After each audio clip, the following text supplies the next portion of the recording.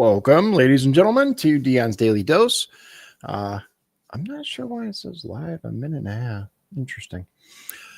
So I've got some weird stuff going on with this program that I use for this, but whatever. So I got a few things to talk to you guys about today. Some of them more interesting than others, but nonetheless. So we'll start with some state stuff. You guys will be, I'm sure, thrilled to learn that our local, let's see, there we go. All right. Our local state rep, Pat Boy, has actually managed to, well, almost accomplish something. Right here, it says, Boy's HB 1380 passes unanimously out of the House. Unanimous. Wow. So something act not only made it pass committee, but was passed unanimously in the House. Monday, State Rep Pat Boyd, the Michigan City House Bill 1380 passed unanimously out of the House of Representatives. The bill would exempt motor-driven cycles and lightweight electric vehicles from the annual electric vehicle supplement fee. Boy released the following statement on the passage of the bill through the House. Quote, "First, I want to thank my fellow co-authors and House colleagues for their support on this crucial piece of legislation. As the bill moves to the Senate, I am optimistic about the continued bipartisan support in creating an eco-friendlier Indiana." The bill now moves to the Senate. Yes, indeed, ladies and gentlemen, that is absolutely where our concerns, my goodness, talking's hard today, where our concerns should be. Wouldn't you agree? With everything that's going on, absolutely reducing the fees for electric vehicle, lightweight cycles, etc., is the top of the priority list. All right, guys. There's some other stuff with that, but the short version, here's the part that I found interesting. All right. So our legislature claims that they need more money constantly, more of our tax dollars, and they don't have enough to keep the roads fixed. But the absolute concern is that they should be reducing the amount that certain classes of vehicles pay. Now, if it's for like mopeds and stuff, potentially. I'd have to look at the breakdown. But let's get into the fun stuff. All right. So first of all, hold on. Let me actually bring up this. I had it up and then I accidentally closed it when I was looking at something else, but that's okay. In the meantime, let's see here. So I have something interesting that I want to share with you guys. It's pretty funny. So first of all, I don't know if you guys have been watching, but this whole JFK releasing the documents and all of that, there was an extremely interesting press conference that was held that I only caught a quick clip of, but I want to show you what I saw that I found very, very interesting. Here we go. I think will be very supportive. And we've also been told that the CIA director is very supportive. To put it in perspective, I think that this issue transcends not just one administration, but multiple administrations. And it hasn't been until now that we've been able to get people actually in positions of power that will push for transparency. Now, if I find that different entities in the various intelligence agencies are stonewalling us, I'm going to make that known to the American people. But as of right now, we are cautiously optimistic. What's your priority list? Is Epstein 9/11? Our first. I don't know if you guys could hear. It says, "What's the priority list?" Epstein, 9/11. She responds with, investigation will be announced, but it's going to be covering on a thorough investigation into the John F. Kennedy assassination. And I can tell you, based on what I've been seeing so far, the initial hearing that was actually held here in Congress was actually faulty in the single bullet theory. I believe that there were two shooters. Interesting, right? Now, how much information has she seen? How much information is there for her to say, I believe there were 2 shooters? That is interesting. I will say this. She goes on to say, we're not looking to verify or justify any conspiracy theories. We're just looking for the truth. And I agree with that. The truth is absolutely critical in this. And it is absolutely crucial with restoring Americans' belief in their government. Because let's face it, guys, not doing so hot right now, right? I mean, these things. Here's an example from New York Post today. I think it was today. Elon Musk claims some recipients of Social Security checks are 150 years old. Like, it's just common sense. It's not draconian or radical. I think it's really just saying, let's look at each of these expenditures and say, is this actually in the best interest of the people? And if it is, it's approved. If it's not, we should think about it. So very straightforward. There's crazy things like just cursory examination of Social Security, and we've got people in there that are 150 years old. Now, do you know anyone who's 150? I don't. Okay. They should be on the Guinness Book of World Records. They're missing out. So, that's a case where, I think they're probably dead. It's my guess. Or they should be very famous, one of the two. And then there's a whole bunch of Social Security payments where there's no identifying information. Well, why is there no identifying information? Obviously, we want to make sure that people who deserve to receive Social Security do receive it, and that they receive it quickly and accurately. Now, we're being told constantly that there's not enough money in Social Security to keep going, right? There's not enough money. We need more money for Social Security. Oh, Social Security is going to be insolvent. Well, maybe if we weren't sending payments to people who are 150 years old and have no identifying information, then perhaps we wouldn't be out of money for Social Security. I don't know about you guys, but I am thrilled that Doge is getting to the bottom of this stuff. Here's another example. Once again, one of my favorite channels, Memology 101.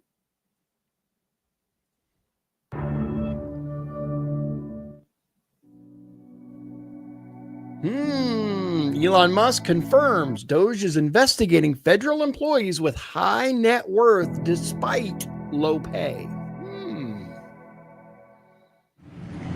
And also, could you mention some of the things that your team has found, some of the crazy numbers, including the woman that walked away with about 30 million, right? etc. Well, we do find it sort of rather odd that there are quite a few people in the bureaucracy who have ostensibly a salary of a few $100,000, but somehow manage to accrue tens of millions of dollars in net worth while they are in that position, which is, what happened to USAID. We're just curious as to where it came from. Maybe they're very good at investing, in which case we should take their. Speaking of USAID, so that's what Doge is up to, guys. Look, they're looking into the money that's being spent and saying, is this for the good of the American people? If so, fine. If not, let's look into it. Now, we have a whole bunch of people losing their minds over this. How so? Well, unfortunately,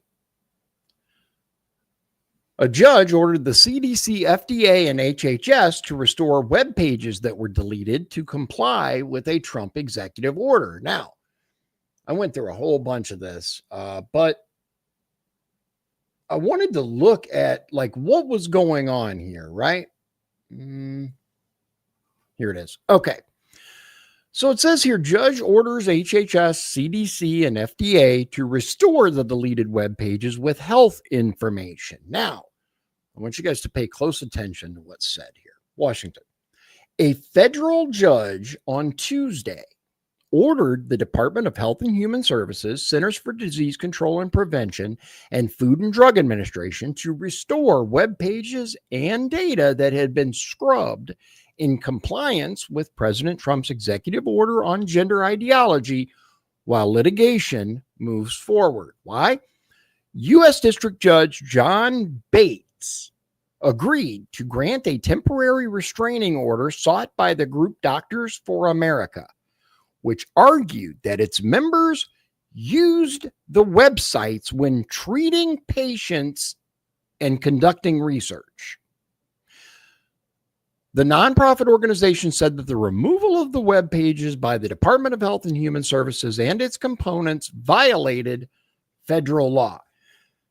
Now, we'll continue in just a moment, but my question is, how many doctors do you go to that pull up the FDA or Health and Human Services CDC in order to treat you? I'm just curious. I'd be a little concerned if my doctor needed any of these agencies in order to appropriately treat me. I mean, it seems weird to me, but Bates found that the challengers were likely to succeed in their claims that the Department Health and Human Services, CDC, and FDA acted unlawfully when they stripped medical information from public-facing websites. What exactly was removed and what is considered medical information? Quote, it bears emphasizing who ultimately bears the harm of defendants' actions. Everyday Americans, and most acutely underprivileged Americans seeking health care, he wrote. Citing declarations from two doctors filed in the case, Bates said if they, quote, cannot provide these individuals the care they need and deserve within the scheduled and often limited time frame, there is a chance that some individuals will not receive treatment, including for severe life-threatening conditions. What severe life-threatening conditions is a doctor going to attempt to find the solution for on the FDA or HHS website? Seriously? The public thus has a strong interest in avoiding these serious injuries to the public health. End quote. His order directs the agencies to restore earlier versions of their websites by 11:59 p.m. Tuesday. That is today. It comes after Bates held a hearing on the matter Monday. Signed on his first day in office, Mr. Trump instead of President Trump, Mr. Trump from CBS News. Executive order on gender ideology stated that the U.S. recognizes two sexes, male and female, and it directed agencies to remove, quote, all statements, policies, regulations, forms, communications, or other internal and external messages that promote or otherwise inculcate gender ideology. I mean, it seems pretty straightforward to me. Well, of course, days after the president issued his order, the Office of Personnel Management issued a memorandum ordering all agencies by 5 p.m. on January 31st to take down all websites, social media accounts, and other public-facing media, quote, that inculcate or promote gender ideology. In response to the memo, the CDC and FDA took offline numerous web pages and data sets, including recommendations on how physicians should treat sexually transmitted infections. Oh, yeah, they're STIs now, guys. I know I'm a little late on that, but it's no longer called sexually transmitted diseases. Now they're sexually transmitted infections. I'm not entirely sure why the change, and adult immunization guidance. That's interesting. So, recommendations on how physicians should treat STIs and adult immunization guidance. So, both of those are life-threatening if they're not up there, huh? So, you're a doctor who went to medical school and, I mean, it's assumed that you know what you're talking about, but you need these websites in order to treat your patients. While the wording on some websites was adjusted to adhere to Mr. Trump's directive, allowing them to stay online, other information like data from the CDC's youth risk behavior surveillance system was removed completely. The agency said in a banner on its main website that it was, quote, being modified to comply with President Trump's executive orders. Doctors for America, there's a name for you. Doctors for America filed its lawsuit against the health agencies on February 4th, alleging they violated a federal law that governs the agency rulemaking process and another that requires federal agencies to ensure the public has, quote, timely and equitable access to their public information. The group argued in court papers that its members relied on the scrubbed information to provide treatment, conduct research, and inform public health responses on topics like youth risk behaviors, adolescent health, and HIV. Doctors for America said some of its members were already experiencing challenges as a result of losing access to information from the CDC. In one instance, it said a Chicago-based physician, big shock, who works at a clinic serving low-income immigrant families, could not consult the CDC's website for resources on how to address a chlamydia outbreak at a local high school and bolster STI testing and prevention efforts. So let me get this straight. So these doctors, right, they went to medical school and are supposed to have a pretty good idea at how health works, have no idea how to fight against a chlamydia outbreak at a high school. Well, I'm no doctor, but protection generally is a good idea, as well as education and abstinence. But I'm not a doctor, and I didn't rely on the CDC website, so I must be wrong. This is some of the stupidest. Another doctor who is also a researcher at the Yale School of Medicine, said in a declaration that she lost the ability to consult CDC resources about prescribing treatments. So hold on. She's a researcher, so she's not prescribing anything. Quote, these doctors' time and effort are valuable, scarce resources, and being forced to spend them elsewhere makes their jobs harder and their treatment less effective, Bates wrote. So going to a different web page introduces undue hardships, I guess. He said that the Department of Health and Human Services, CDC, and FDA face a minimal burden if required to store access to health resources, which have been available to the public for years. Now, I want to pause just very briefly because, look, if there is real critical information that the CDC, FDA, or another agency is not presenting that they should be, by all means, that should absolutely be put back online. But if we're talking about this same gender garbage, then, and I suspect we are, but we're almost done. Quote, there is nothing in either the OPM memorandum or the record, and indeed defendants proffered no information at the hearing to suggest the restoration of the removed web pages would pose a burden on the agency's ability to engage in their work, Bates wrote. Similarly, there is no information to suggest that restoring public access would even interfere with the agency's ongoing efforts to conform those resources with the president's executive orders. Last paragraph. The order from Bates comes as Mr. Trump has faced, again, Mr. Trump has faced numerous setbacks in the court stemming from lawsuits targeting his administration's actions.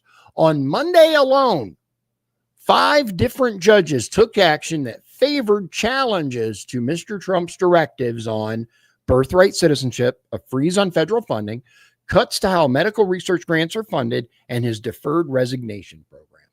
So in other words, we have judges, a whole bunch of judges who, might I add, ladies and gentlemen, are not elected. The Democrats are crying about these judges, or excuse me, about Elon Musk But are district court judges appointed? Yes, they are. Supreme Court justices, Court of Appeals justices, and district court judges are nominated by the president and confirmed by the United States Senate. You know, the same way that other appointees are made, the same way that Elon Musk was given the powers that he was given, which, by the way, ladies and gentlemen, I discovered today. I had actually forgotten about this. Do you guys remember Huma? What's her name? Huma Abedin? Huma? I don't know how you say her name. Well, interestingly enough, her job title was very similar and the same law in effect as Elon Musk and Huma Abedin, the same. It's like a special envoy or something. They actually have the same, it's the same method, right? We didn't hear anyone, at least not Democrats, crying about the power that Huma Abedin wielded. I didn't hear any whining about that. So anyway, these judges are not elected. They're appointed. They never ran for office. The voters never elected them. So why then are the Democrats okay? Because they're against Trump, of course. Anything against Trump is a good thing. All right, so the next big deal, right, is the Democrats losing their mind over CFBP. Now, what is CFBP? What do they do? Well, I asked a few questions to Grok, and let's see what he had to say, because I did find it interesting. I said, what does the CFPB do? The Consumer Financial Protection Bureau, because the Democrats are losing their minds that CFPB is being, quote, defunded, the same as USAID, and we'll get into it in a minute. But what the hell is it? It's a U.S. government agency established in 2011, so not that long ago, under the Dodd-Frank Wall Street Reform and Consumer Protection Act. Its primary functions include protecting consumers. The CFPB works to protect consumers from unfair, deceptive, or abusive practices in the financial products and services market. This includes oversight of various financial products like mortgages, credit cards, and student loans. Student loans. Haven't we heard a lot about that recently and how all this money's getting shuffled around under the guise of student loans? Maybe that's why the Democrats are so against people looking into this agency.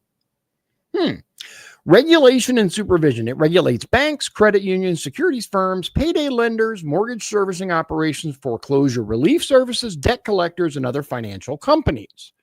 The CFPB, I keep wanting to say it the other way, CFBP, but it's CFPB, has the authority to write rules implementing federal consumer financial laws. Enforcement. The Bureau can enforce consumer protection laws through investigations.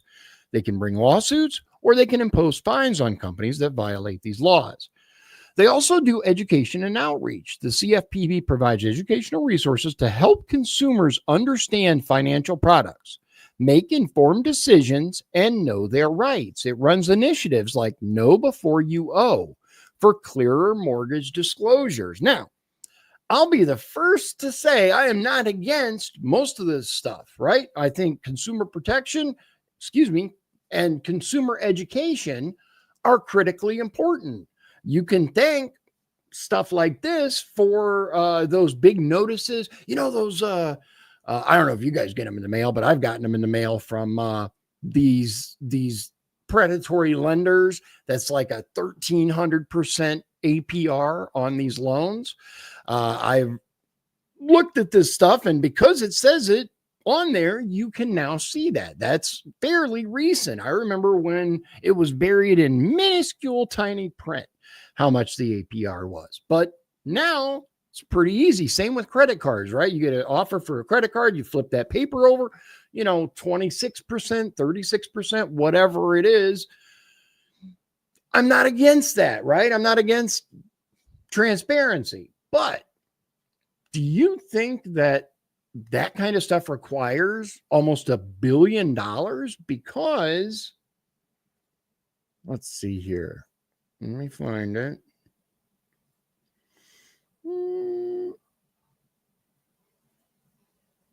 Let's see here.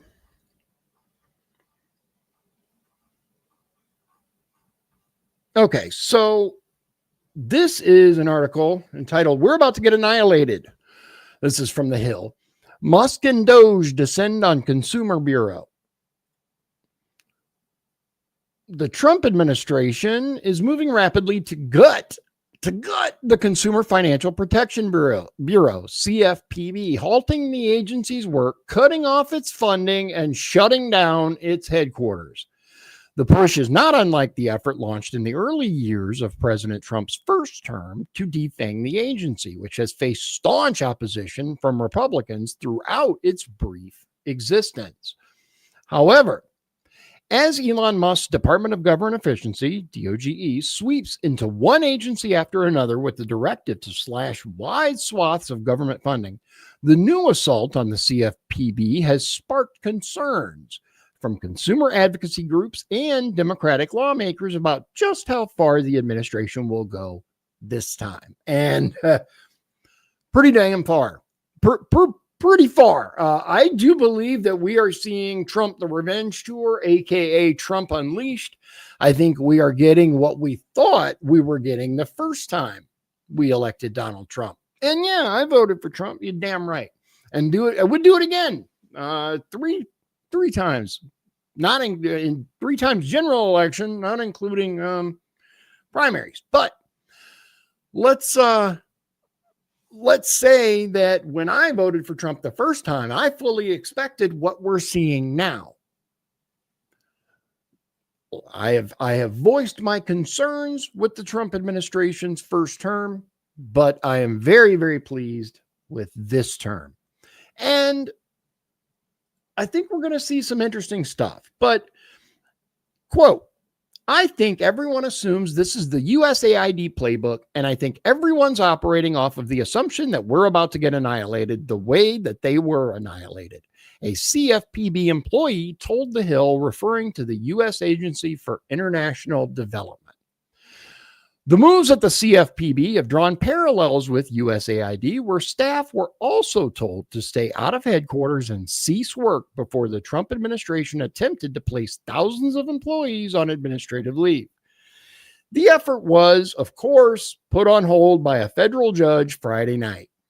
Quote, "There is precedent for certain action, for certain ways in which they took CFPB off the beat during the first Trump administration," said Graham Steele, former Assistant Secretary of Financial Institutions at U.S. Treasury under former President Biden. Quote, "The idea of trying to basically shut the agency down in all but name is a step farther," he added. "It's an escalation." The Trump administration launched its blitz attack on the agency over the weekend, shortly after newly confirmed Office of Management and Budget, OMB, Director Russell Vought was appointed acting CFPB director on Friday. He took the place of Treasury Secretary Scott Bessent, who had been named acting director just days earlier. Bessent had reportedly directed staff to halt work on enforcement actions, rulemaking, and litigation. Vought similarly ordered employees to, quote, "cease all supervision and examination activity and stakeholder engagement Saturday," according to the Washington Post. That same day, he announced he would not take its next drawdown of funds from the Federal Reserve. What? Listen to this. Quote, "The Bureau's current balance of $711.6 million is in fact excessive in the current fiscal environment," Vought wrote in a post on X. "This spigot, long contributing to CFPB's unaccountability, is now being turned off." Yes! Thank you. Why do you need $1 billion to educate consumers on predatory loans and to do investigations, to file lawsuits? You don't need $1 billion frickin' to do that. There's more information. This, by the way, is classic. If you want to laugh, this is from Slate, okay, which tells you all you need to know. I work at the latest agency being targeted by Musk. We just received the shocking email. I'm a lawyer at the Consumer Financial Protection Bureau. My colleagues and I work tirelessly to protect the American public from predatory, unfair, and illegal practices by bad actors in the market for consumer financial products like credit cards, mortgages, and student loans. We are a relatively small group of government employees who enforce federal financial laws, including by bringing cases against those who violate them. Since the CFPB's creation in the wake of the Great Recession, we've returned over $21 billion to the pockets of hardworking Americans, money that was taken from them by businesses flouting the law. We've also proposed rules that keep our economy fair for everybody, like eliminating pointless junk fees. My colleagues and I are dedicated civil servants. I'm sure you are. Working people who have pledged to work on behalf of other working people. And we love what we do. But all of our activities have come to an abrupt halt in the past few days. Last Thursday, the Senate confirmed Russell Vought, an avowed Christian nationalist and architect of Project 2025, to be head of the office of, you get it, guys. It's definitely worth a laugh. Anyway, it's a whole lot of crying about Trump and Musk and Doge and basically turning off the spigot. Because let's face it, that's what it's about. And ultimately, that's all they care about is the money. I also asked Grok the FDIC role in consumer protection. So I started reading. I'm like, that's interesting because it sounds a lot like this. I said, how is the CFPB different from the FDIC? It says the CFPB and the federal and the FDIC are both U.S. government agencies focused on aspects of financial regulation and consumer protection. But they have distinct roles, functions, and areas of oversight. Primary focus of CFPB, consumer protection in the financial sector. The CFPB aims to protect consumers from unfair, deceptive, or abusive practices in financial products and services. Okay. Scope covers a broad range of financial products, including mortgages, credit cards, student loans, payday loans, and more. It regulates non-bank financial companies like payday lenders, debt collectors, etc. The FDIC, on the other hand, primary focus, deposit insurance and bank stability. The FDIC primarily ensures the safety of depositors' money by ensuring deposits and promoting public confidence in the U.S. financial system. Scope focuses on banks and thrift institutions, ensuring they operate safely and soundly. Its regulatory oversight is more bank-centric compared to the CFPB's broader financial product oversight. In other words, the CFPB could easily be folded into the FDIC, and we would probably spend a whole lot less money. Just saying. Let's see here. I mean, I looked into, so let me show you this real quick, just so you guys know. According to AI, the CFPB's budget for fiscal year 2025 is $823 million. That's where I keep getting the $1 billion price tag from. And let's see here. So as far as this Hill article, the agency's chief operating officer, Adam Martinez, reportedly told staff Sunday that its headquarters would be closed for the week. On Monday, Vought ordered employees to, quote, stand down from performing any work task, according to Business Insider. The CFPB's X account has since been deleted, and the homepage of its website shows a note that says 404 page not found, although the site remains functional. Employees affiliated with Musk's Doge have also gained access to CFPB's data systems, according to Bloomberg News. Despite initially receiving limited access, they now have access to the full scope of information stored at the agency, including sensitive bank examination and enforcement records. That's what we want. I want them to have unrestricted access, because how are they supposed to look through stuff if they don't have access? That is my question. All right, so let's see here. There is, okay, so moving on back to the state, because I think it's interesting. Do you guys remember when Braun was running? One of the big things that he kept talking about was property taxes, right? This was July 26th of 2024. Indiana Capitol Chronicle said Republican gubernatorial nominee Braun releases property tax proposal. And it was, it was sweeping, right? But it would have definitely meant paying less property taxes. Well, that was at least until the Indiana Senate got involved. So what happened there? Senate property tax relief drops main portions of Governor Braun's plan. Senators would tighten school referendums and introduce a credit for first-time homebuyers. That's their solution. Senate Republicans on Tuesday backed away from the most significant parts of Governor Mike Braun's property tax cut proposal. Instead, their version of relief includes tightening requirements for schools to advance certain referendums, limiting how much property tax levies can grow, and introducing a credit for first-time homebuyers. Now, this is an interesting way to phrase this. The cost to units of government would be just shy of $300 million in the first year, according to the author. Now, there are two ways you can phrase that. You can either say the savings to taxpayers, $300 million, or you can say they're taking money from the government and it costs us $300 million in the first year. Imagine that. Of course, the Capitol Chronicle is going to phrase it like that. 3 Democrats voted against the measure, citing the lack of relief for renters and the uncertain impacts on schools. It moved out of the committee on a 10-3 vote.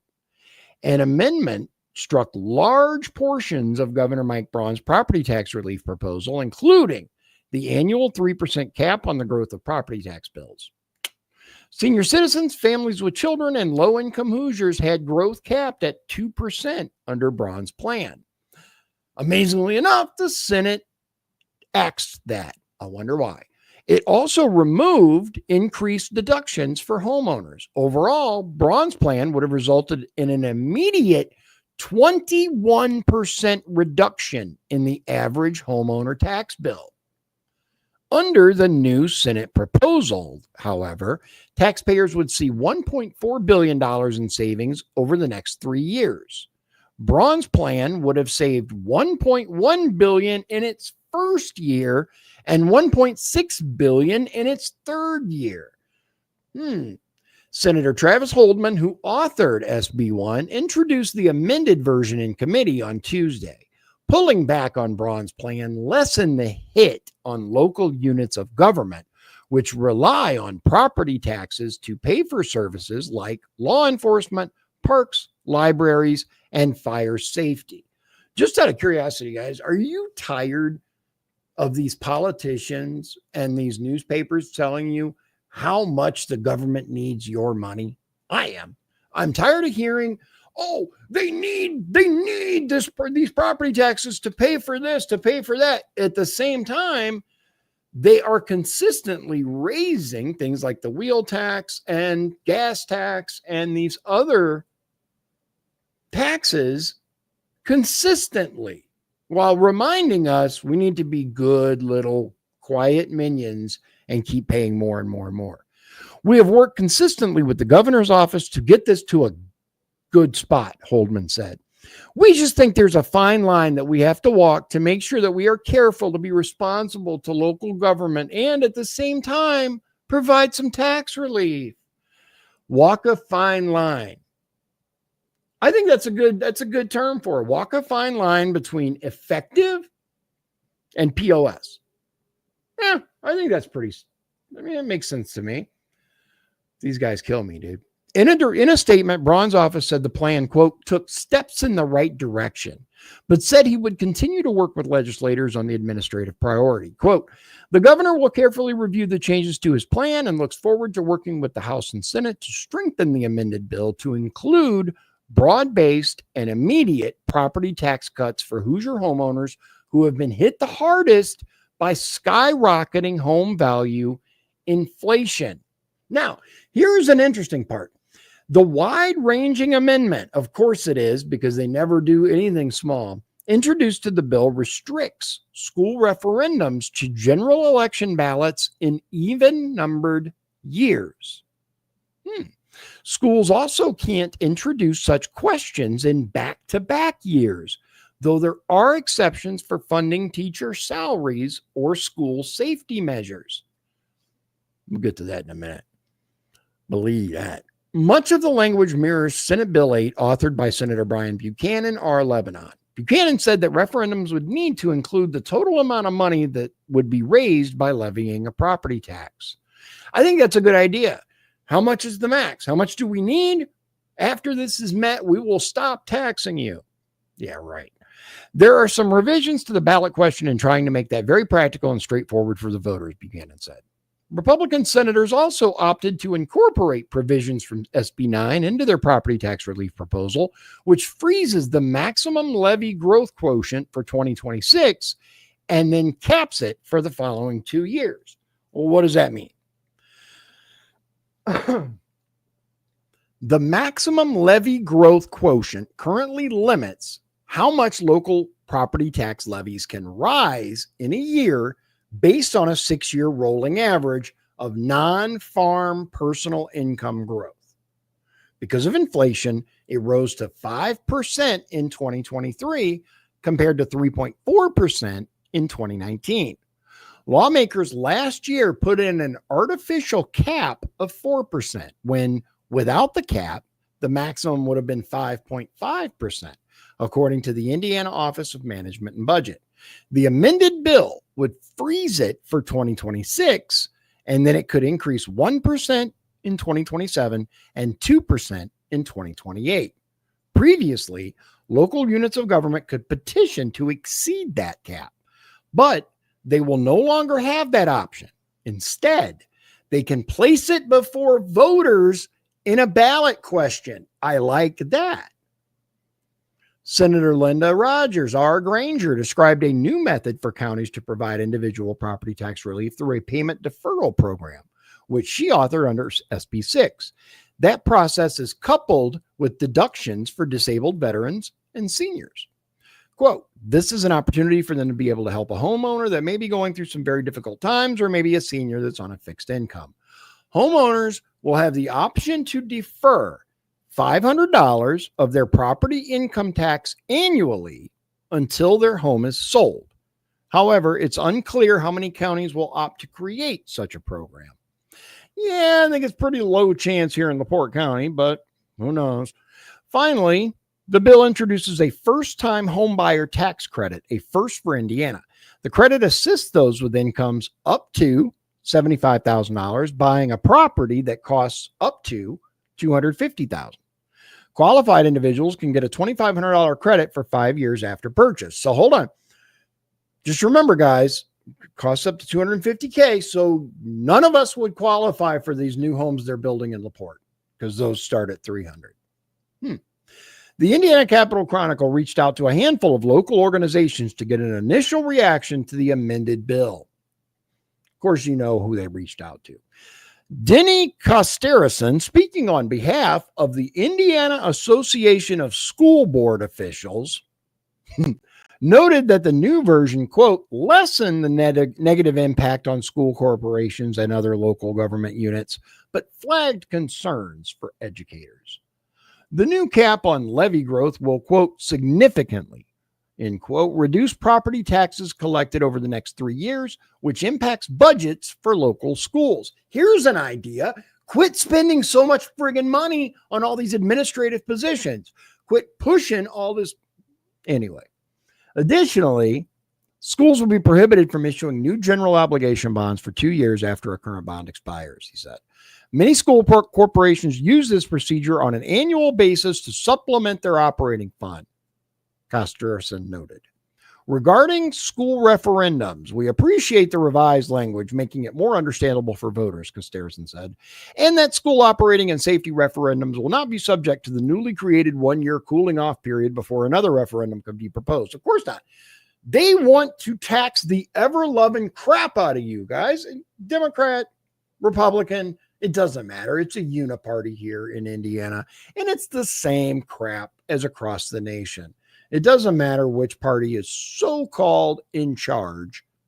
It just matters how much money you give them. That's really what it comes down to, because allegedly here in Indiana, we're supposed to be a Republican supermajority. Well, if that's the case, why do our taxes keep going up and up and up and up? I wonder, right? Okay, so I got one last thing I want to show you guys to kind of finish it up, because I think this is the perfect ending. Before I play this, though, I'm going to tell you, I do have some stuff that I'm working on for the channel that I think you guys are going to like. I got to find this. Where is it? There it is. Okay. Because have you seen this meme? I want to diversify a little bit, right? I want to make it a little different and a little more entertaining, but also more informative. And for that, like I said, I'm working behind the scenes on some stuff that I think you guys will dig. But let's wrap it up with this. You guys saw JD Vance talking to the reporter, but this is glorious. Have you seen this meme? It's all over the place, and it might be the best one to come out since Let's Go Brandon. If you're not familiar, allow me to teach you about it. JD Vance had an interview with the always combative to the right, Margaret Brennan. This is a country founded by immigrants. Well, this is a country founded by... country. This is a... I know it's hard to believe someone this obnoxious can be real, but JD Vance is the best in the business at this, and they make him look great every time they do this. Just because we were founded by immigrants doesn't mean that 240 years later that we have to have the dumbest immigration policy in the world. Now bear with me and watch this clip because it's integral to the meme. Now that we know that we have vetting problems with a lot of these refugee programs, we absolutely cannot unleash thousands of unvetted people into our country. These people are vetted. These people are vetted. Just like the guy who planned a terrorist attack in Oklahoma a few months ago, he was allegedly properly vetted. And many people in the media and the Democratic Party said that he was properly vetted. Yep. Clearly he wasn't.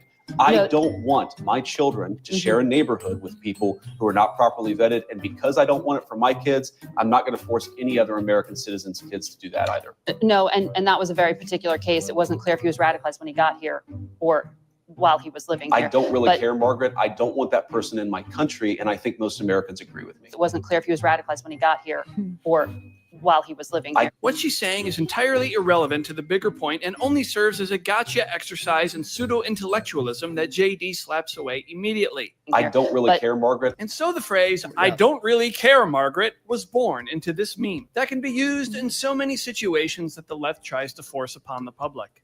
Upset about Elon Musk? I don't really care, Margaret. Still hyperventilating over his salute? I don't really care, Margaret. Wanting to impeach Trump 2 weeks into his presidency? I don't really care, Margaret. Do you not like deportations because they're mean? I don't really care, Margaret. Have concerns about not letting men play in women's sports? I don't really care, Margaret. Are you mad at RFK's stance on vaccines? I don't really care, Margaret. Does Kash Patel scare you? I don't really care, Margaret. Worried about the Department of Education? I don't really care, Margaret. The FBI? I don't really care, Margaret. DEI? I don't really care, Margaret. So when your liberal friend starts complaining about whatever issue the TV is telling them to get upset about, your response is... I don't really care, Margaret. The Daily Wire occasionally has some entertaining stuff. And this is one of them, in my opinion. All right, guys. I hope you have a wonderful evening, and I'll see you again real soon. God bless you. God bless Indiana, and God bless the United States of America.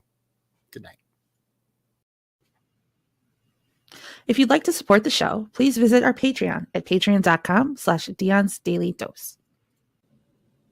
This has been Dion's Daily Dose, hosted by Dion Bergeron. Executive producers, Sean Holgram and Michael Beebe. Copyright 2024. Dion's Daily Dose, all rights reserved.